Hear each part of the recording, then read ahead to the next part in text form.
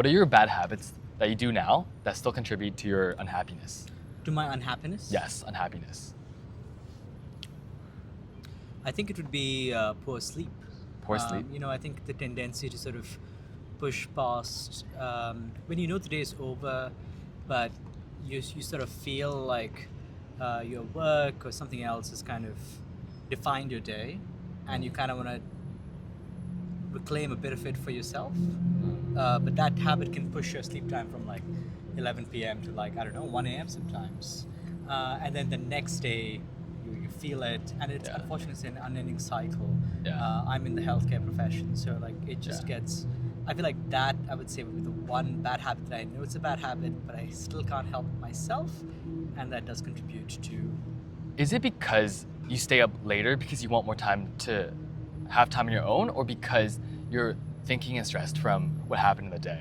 No, I think you want time on your own, like you want to be able to read, and I feel like there is a tendency to think in, like when we talk about what is necessary in life, a roof over your head, food in your belly, a job, some money, but there's a little bit more to it. There's some art, there is music, there are other things, and given the hectic pace of life, sometimes there isn't time for those things, consumed even in small doses, or perhaps through bad media such as Instagram sometimes. And I think it is kind of like, I feel like many of us, I don't think I'm alone in this, many of us end up like that's what like when doom scrolling or doing something else. But I find that this is not, I'm not isolating this, but it is certainly something that I find very difficult to kick. And I think it is basically the soul's yearning for something more at the end of the day than just what is desideratum. What if you compartmentalize like how much time you can give yourself, or do you think you have pretty loose boundaries of like what you can offer yourself in terms of rest? In the sense of like, oh, what if I only limit myself to 15 minutes, 30 minutes, however much time that you can manage while getting the same amount of sleep that you want? Yeah, I mean, in an ideal world, you can do that. Yeah, Can you do that? No, I can't. Yeah. No, I can't. I can do it half the week. Right. So I can do it in many days, but not all the days. And then unfortunately, once it starts, it's a vicious cycle. Yeah. And you can ruin an entire week for you. Yeah, shoot. Has it been, do you think your habits have they gotten better over time, or has it been a very stagnant thing that you've accepted? No, I've not accepted it. And I think I'm also fortunate, being an academic. I have a little bit more control over my time than a lot of people do, and I feel very grateful for that. Yeah. But I think especially like right now I'm in a moment of transition in terms of my work, and with sort of administrative changes in the country, a lot of us researchers have to sort of deal with a new reality. I'm using this as an opportunity to sort of reconsider how much time I devote to work and how I deal with that. And I think me being here in the park is highly unusual. I've been here for 7 years. I've never been in this park on a weekday at this time. It just doesn't happen. Right, so I think this is an example of me trying to take control of it so that it doesn't control me. Yeah, dude, that is very, very relatable. I think, I wonder if like, something that stuck out to me is how you mentioned like, in a perfect world, I would be able to, I guess, have the constraints where I can navigate the self-control to live my life so that I'm not like burdened by these habits. Do you think that in itself gives you an excuse to, I wouldn't say mess up, but it gives you an excuse to be able to fail in these habits? Yeah, I think I feel like there needs to be some amount of self-forgiveness. Many of us are so type A that we're like, oh, I can't believe that I did this, knowing it's irresponsible. Yeah. But I think being able to forgive yourself while also figuring out how you can redesign your life to the extent possible, so that you don't constantly have to be in that cycle of shame and self-forgiveness is also really critical. Yeah. Are you pretty content with like where you are now too, or do you think you feel pretty stressed? No, I feel very lucky. So the thing is, both things can be true. Yeah. I feel like my days tend to be fairly frenetic. I Yeah. manage a lot of different projects. Yeah. And yet I feel very fulfilled and very happy and very lucky to do what I do, which I know a lot of people don't feel. So no, despite all of it, despite all the stress, I feel very lucky to do what I do because I see the impact of what I do. Do you think that's like, I hear that a lot too. Oh, like you should be lucky because you're in a place of privilege or because you're in a place that so many people want to be. But what if the things that you want or the things that you value aren't suited for your circumstances, if that makes sense? Or do you think your privilege and your luckiness clouds your perception of what you want or what you really value too? No, I feel like I am in my current position because I had a lot of clarity about how I wanted to live my life and the things that I wanted to do. Yeah. And I feel privileged that I was allowed to do that. So I mean, I think what you bring up is very possible that, there are many people who have a lot of privilege and jobs that they don't feel are meaningful to them. That is entirely possible. That is just not true in my case. Yeah, I asked that because I think a lot of my friends and me myself used to be in more heavy finance. Yeah. And I think like in front end finance, it's very like, oh, it's quite competitive to get in, whether it's like banking or whether it's PE or VC. And with that being said, it's you have this underlying pressure of because you've made it so far that you should be grateful because you're in a place of privilege that is like so lucky. But I think like a lot of people feel burdened to take a step back or to regress into areas that may not be the most like socially valued. One really smart thing I heard somebody say once was about privilege and prestige. I feel like it's very easy to sort of spend your life like accumulating it. But once you attain a certain amount of it, what it is supposed to do for you is set you free to do the things that you care about. And so, when I was in medical school, I had several amazing colleagues who had a full life, like, they were in finance or accounting. They did really well for themselves. And at some point they were like, you know what, enough, I'm financially comfortable. At this point, I feel like I can do whatever I want. I don't need to keep doing this. Yeah. And they actually chose to do medical school, which is extremely hard in their 40s, for example, but they did it, they crushed it. And I think of them very often and I'm like, once, so you're not trapped. I think that's the important part there, right? Yeah. That sensation of being trapped, that is perhaps a myth, and that can be busted with some courage.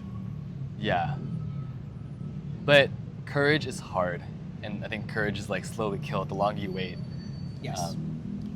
Status quo bias is very, very strong. Yeah.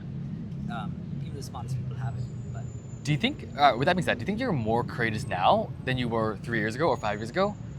Or like has time stifled your courage in any extent? Or has it given you more courage as I'm assuming your level of prestige or your social reputation has probably increased?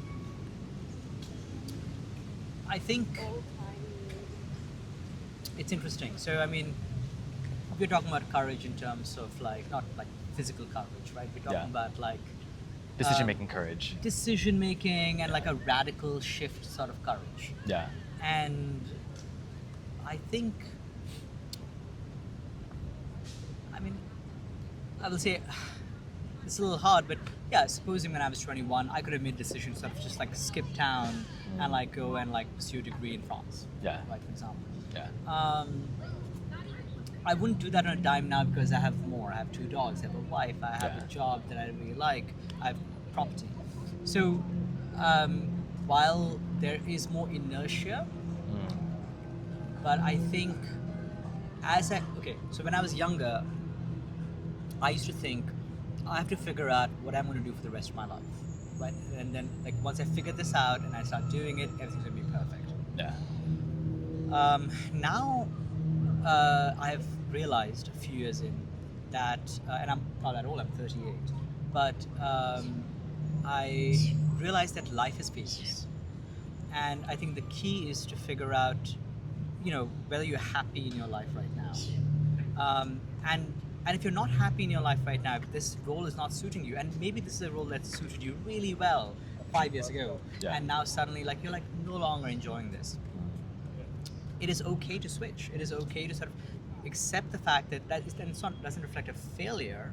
It's just you're transitioning now to a different job or a different phase of your career, your life, your personal life, whatever it is. And so I think that weirdly that like lack of an absolute that this is what I'm doing for the next 30 years. Like I don't have that anymore. Yeah. Now I am like I'm in this stage right now. I'm loving what I'm doing. I'm happy to be impactful in this kind of stage. I don't know how long it's gonna last. Yeah. Right.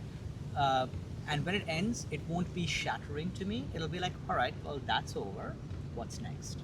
I'm And curious. that is courage, maybe in some ways. When you talk about that process of either like stepping away or transitioning to a new role or something like more radical in the way I mentioned, do you think you get a lot of pushback from your like socially and from your family too, or do you think it's something that's always been? Yeah, I wonder like how much pushback do you feel socially and from your family or have you seen as people go through like more radical shifts in life? I mean, certainly, like I think there's a real like sense of like why you're rocking the boat now.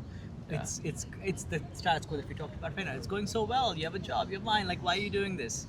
Yeah. There's a lot of that. My brother, he was very successful in his role, but he was not happy in his role. Like they were like working him to the ground. He actually had a serious health concern at 41, which Yeah. people typically get in their 50s. And I think that prompted him to change. And there was some amount of stuff from people, you have a secure job, why you go striking out in business on your own? Yeah. So I've certainly seen it. Yeah. I don't personally feel it myself at the Yeah. moment, but I would not be shocked if familial and social expectations are a big part of that inertia to be overcome to find a different phase. Yeah, definitely. Do you feel it? Yes, but I'm also like, so I like just graduated college too. I think for me, it's like the reason why I asked this question is I used to work in VC, which it tends to have a lot more like expectations.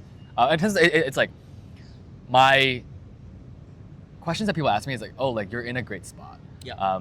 Why like throw it away when I spent so many years seeking a place that is like an exit opportunity for most people. But with that being said, whether it's my family or friends, I think it's a a lonely feeling sometimes because I feel like there's a difference in values because my values are shifted towards like my own goals of impact and scaling that to a wider audience. And that's why I think like whether it's my family or whether it's my friends, because they have worked, I think, more like structured roles that don't really desire or need a sense of courage or a sense of faith. I think while I am like still loved and still cared for, I think it does feel a little lonely and tiring explaining the things that drive me fundamentally. I mean, it's not, and I think both of us are Asian, which I think is another aspect of this. And like, there's so much respect I have for my parents who like built something serious. Like they built themselves from, my father was born in a village. Yeah. And both my parents are physicians. And what it took to do that was like a lot of stability, solidity. And these are things I feel like our generations perhaps have less reverence for than people in their generation did. I don't think either of us is wrong, but I think understanding each other's perspectives is fairly critical to be able to have a respectful discussion about it and come to an understanding. And also having and like I think oftentimes for them, because this is like so untethered sometimes, like what you're doing, maybe so untethered from like a solid job, like a salary job, right? Yeah. Like, I think, so what my brother did, which I think really worked for him, was he says, I'm going to do this for this long, and if I'm not meeting this target, then I will find something more conventional, but I want to give this a real shot. And I think that worked. I'm curious, do you think you can facilitate understanding in people or facilitate people understanding you for people that aren't really open to that? Let's say the people that have initial, like, let's say you're talking to a friend that your values have shifted. Yeah. How can you approach someone that isn't the most open to accepting new, or isn't the most open to accepting new values or new perspectives. Yeah. To start or to even have the possibility to like see the way you do, I think that's or is it even a lost cause to even try? it's not a lost cause. I think that's where I feel like I think a lot of our issues right now in the world, in the country, are from people feeling like there is no value to having these conversations. And I think the first thing is patience, and the second thing is finding that common ground. Because the reason you are friends for a reason, right? You share Yeah. some common values. You start from there and you say, well, this is where we differ, and it's okay that you have a different view. You don't have to understand me. Yeah. Right, like, Yeah. but I want to make sure that you understand, like, I will tell you very clearly, like, this is why I value this, and this is where perhaps a fact or something about us that differs, and I think it's okay for us all to be different. Yeah, I completely agree. I think like the words that stuck out to me is like when you talk about like how so many issues of the world are stemmed by, I think I would articulate it by like a lack of hearing. So many people are so like, their emotions are so entrenched by their own experience that it's like so hard to hear. I think that's a very frustrating to see on a global scale. Yeah, Yeah. that's why I sat down for a conversation with you, because I Yeah. feel like this deep talk is not happening. Yeah. And I think with strangers, Yeah. it is illuminating. So Yeah. I think, yeah, I just started this today too. So it's like my, really cool. yeah. My goal is like, I don't know if you're on social media, but there are a lot of like these, especially in New York City, not really in Boston, but I think a lot of it has a lack of like follow up. I think a lot of these like videos, at least the ones that I see, are shifted on reflections and rather than articulating in the moment how people process thoughts. I think a lot of times, like in this person, like in the past, these things happened, these things happened, but I hope to like create content that like actually does work in the moment. Yeah. But we'll see. It's very, yeah, I think Humans of New York is brilliant Yeah. for that. And I think it brings you perspectives of people that you, especially because there's a photo associated with it, you look at the photo and you have an instant reaction and you bring up your preconceived notions and Yeah. then their reflections. And there's a value to that, but I also think there's a lot of value to sort of this kind of thing where you can probe a bit deeper, which is Yeah. fascinating. Yeah. Well, All the best. thank you for